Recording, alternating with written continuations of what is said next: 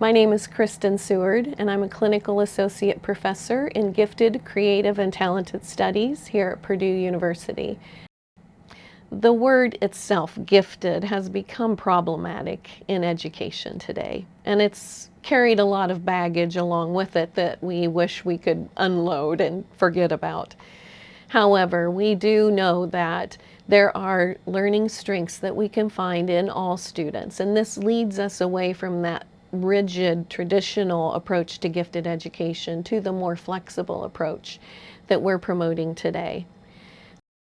Traditionally, students have been identified for gifted programming based on an IQ score or a similar standardized test that would reflect their achievement or their aptitude.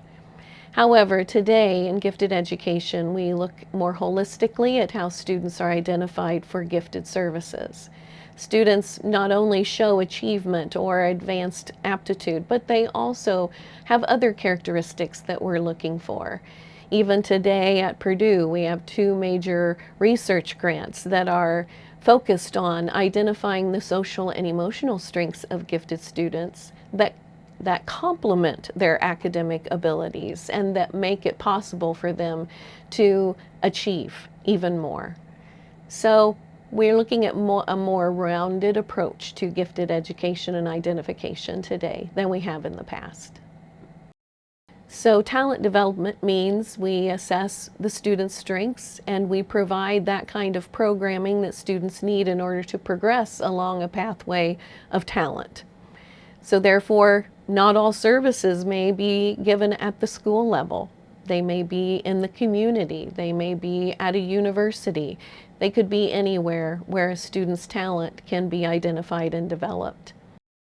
Of course, one of the differences that we know students come into classroom with is difference in ability. So we do recognize that there are students who are well above their same age peers when it comes to their ability in the classroom. We also recognize that there are those who have stronger social and emotional traits than their same age peers as well. They seem more mature, for example. They're able to manage their emotions better. Other kinds of social and emotional strengths that complement what they're able to achieve. So whether we name them as gifted or not is really not our concern. What we would love to see in a talent development approach is that all students are considered with regard to their learning strengths, knowing there are going to be all kinds of strengths and all different levels of strengths, and that in education we utilize those strengths in each student to help them in their weak areas and to motivate them to participate in school and to recognize that they're growing in their strength areas as well as hopefully gaining in those areas where they need to show improvement. When you think about an athlete, for example, sports is one of the most prominent gifted programs in schools today. We don't often think about that, but that's indeed the case. So would we expect an athlete, a gifted athlete in elementary, middle, or high school to progress in the sport if they weren't trained by a skilled coach?